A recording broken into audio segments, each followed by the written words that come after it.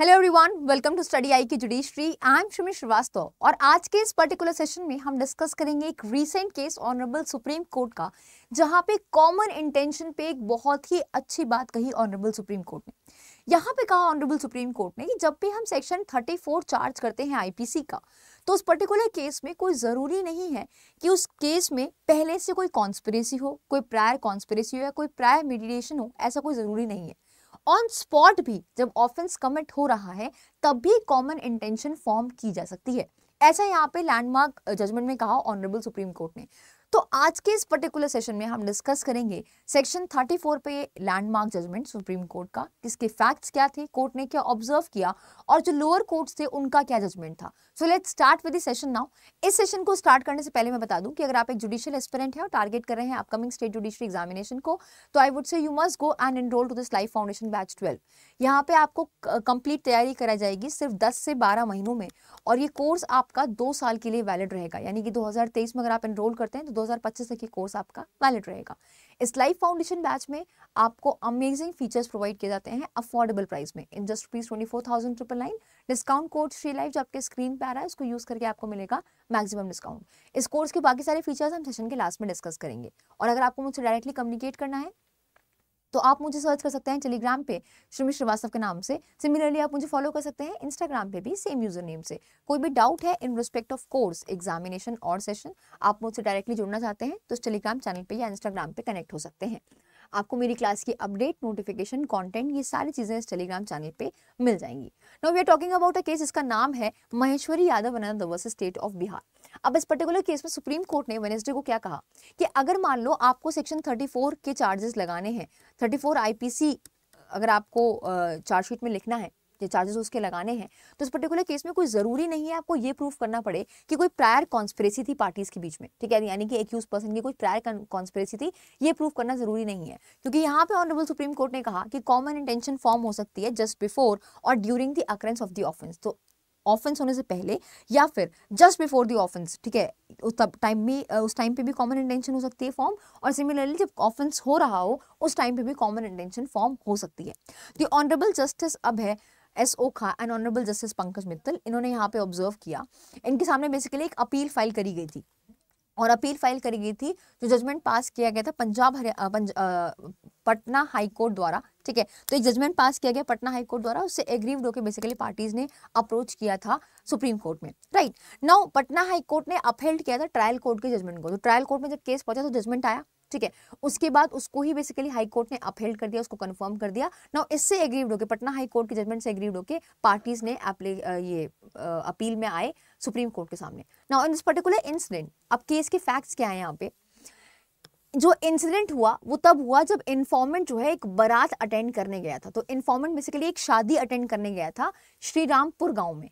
अब यहाँ पे जो शादी अटेंड करके वो वापस आ रहे थे, तो वो इन्फॉर्मेंट और साथ में उसके 2 कजन्स नारायण और गोल्टी यादव, ये भी साथ में वापस आ रहे थे कि उनको ट्रेन पकड़नी थी। तो बारात अटेंड कर ली थी, वो ट्रेन पकड़ने जा रहे थे, और गोल्टी यादव की इस पर्टिकुलर केस में बेसिकली डेथ हो जाती है, मतलब he is the disease person. Right, तो इन्फॉर्मेंट उसके साथ 2 भाई उसके कजन जो है वो जाकर ट्रेन पकड़ रहे थे।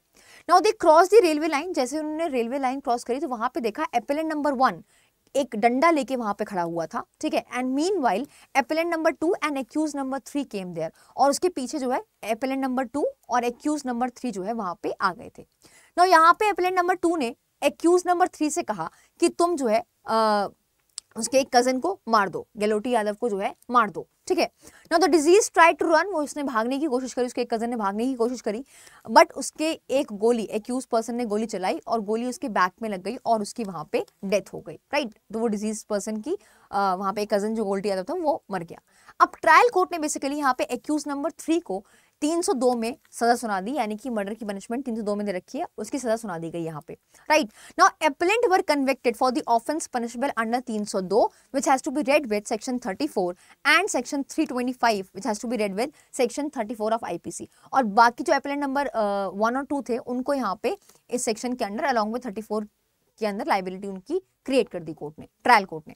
Right, separate appeals basically prefer करी गई by the appellant and the accused number 3 Patna high court के सामने, बट यहाँ पे जो अपील थी उनकी वो डिसमिस कर दी गई। पटना हाई कोर्ट ने उनकी अपील को डिसमिस कर दी गई, जिससे एग्रीव्ड होकर उन्होंने सुप्रीम कोर्ट में अपील लगाई। नाउ जो क्वेश्चन था सुप्रीम कोर्ट के सामने वो ये था कि when the main accused who is the author of the fatal injuries sustained by the deceased was not charged with section 34 of IPC, whether the conviction of appellant can be sustained, कि जो convict किया गया है उनको section 34 charge लगा के क्या वो सस्टेन किया जाएगा in the I of law.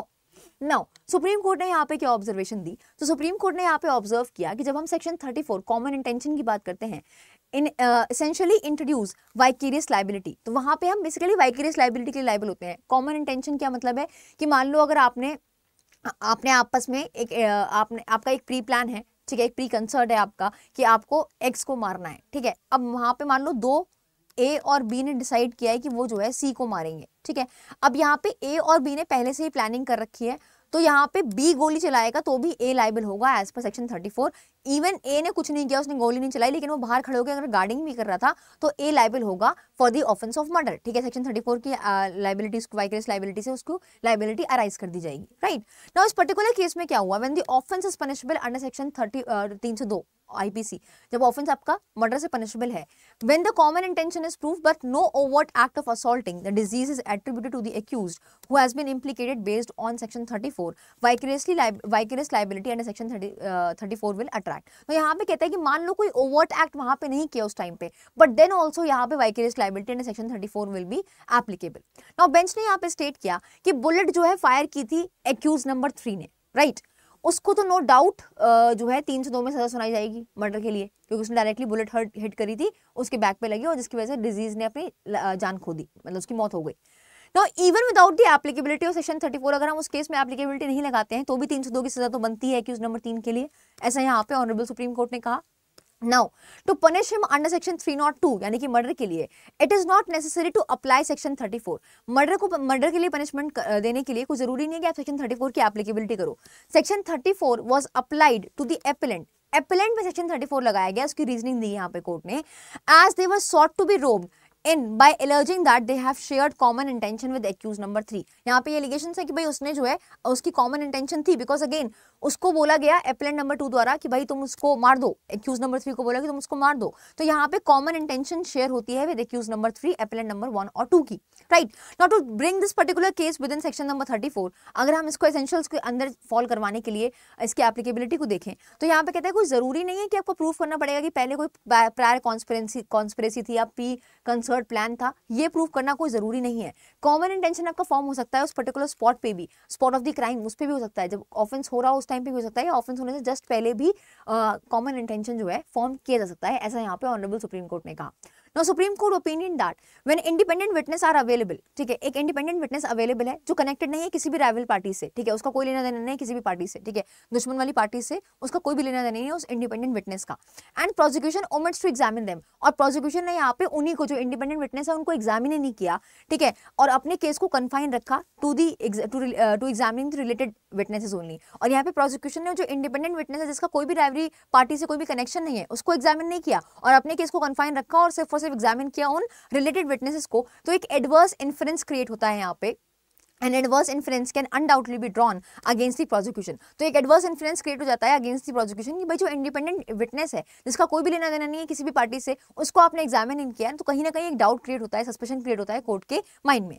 Now when the evidence of the eye witnesses is of sterling quality and adverse influence need not to be drawn, ठीक है, अगर मान लो स्टिलिंग क्वालिटी का एविडेंस है, विटनेस है, तो उस पर्टिकुलर केस में आप एडवर्स इन्फ्लुएंस को ड्रॉ करने की बिल्कुल भी जरूरत नहीं है उस पर्टिकुलर इंस्टेंसेस में, राइट। नाउ फर्दर यहाँ पे बेंच ने नोट किया that stated that merely because they made no attempt to save the deceased. अब यहाँ पे उन्होंने डिजीज को बचाने के लिए, अगर वो इन्वॉल्व नहीं थे तो वो बचाते हैं ना भाई डिजीज को, उन्होंने डिजीज को बचाने के लिए कोई भी एक्ट नहीं किया, ठीक है, ना ही कोई हरकत करी, ना ही उसको रेसिस्ट किया एक्यूज पर्सन को कि भाई तुम गोली मत चलाओ, ठीक है, ना ही सेव करने की कोई भी एफर्ट लगाए यहाँ पे एपेलेंट नंबर 1 और एपेलेंट नंबर 2 ने।